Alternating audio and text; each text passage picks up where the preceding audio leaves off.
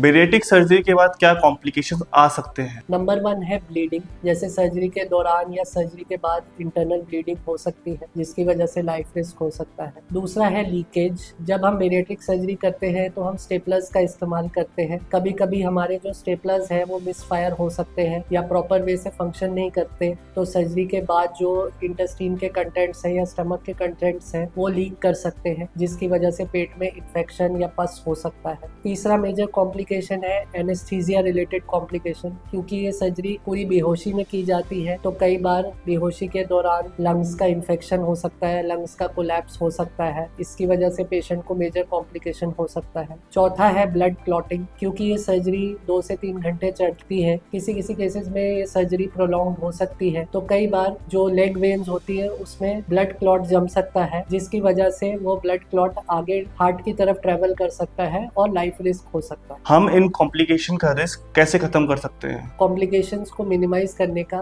वह है कि प्रॉपर सर्जिकल टेक्निक। आप कभी भी बेरिएट्रिक सर्जरी करवाते हैं तो आप एक वेल क्वालिफाइड बेरिएट्रिक सर्जन के पास जाएं जिनके पास एटलीस्ट 500 से 1000 केसेस का एक्सपीरियंस हो। जितना एक्सपीरियंस्ड आपका सर्जन होगा उतना ही लेस चांस है कि आपको कोई टेक्निकल फैक्टर की वजह से आपकी सर्जरी में कॉम्प्लिकेशन हो। दूसरी बात, आपको ऐसे सेंटर में जाना चाहिए जो प्रॉपरली वेल इक्विप्ड हो, जहाँ पे रेगुलर बेरिएट्रिक सर्जरीज हो, जिनके पास सारी बेरिएट्रिक सर्जरी की मशीन्स अवेलेबल हो और पोस्ट ऑपरेटिव केयर के लिए भी सब तरह की फैसिलिटीज हो। तीसरा चीज ये है कि सर्जरी के बाद आपको जो डॉक्टर्स प्रिकॉशंस प्रिस्क्राइब करते हैं वह आपको प्रॉपर वे से फॉलो करनी है। जो आपकी पोस्ट ऑपरेटिव डाइट होगी उसको प्रॉपर फॉलो करना होगा। डॉक्टर के दिए गए सारे मेडिकेशंस और बाकी इंस्ट्रक्शंस भी आपको फॉलो करनी है। और अगर कोई ऐसे पेशेंट रिलेटेड फैक्टर्स हैं जिसकी वजह से सर्जरी में कॉम्प्लिकेशंस हो सकते हैं तो वह आपको प्रॉपरली पहले डॉक्टर को डिस्क्लोज करने चाहिए। अपनी सारी मेडिकल हिस्ट्री, अपनी दवाइयों की लिस्ट डॉक्टर को पहले से ही आपको बता के रखना चाहिए। अपनी जो बैड हैबिट्स हैं जैसे स्मोकिंग, ड्रिंकिंग या फिर और कोई ड्रग अब्यूज की हैबिट है तो ये सब चीज आपको पहले ही डॉक्टर को डिस्क्लोज करके रखना चाहिए, तो कॉम्प्लिकेशन होने का जो रिस्क फैक्टर है वो कम हो जाता है।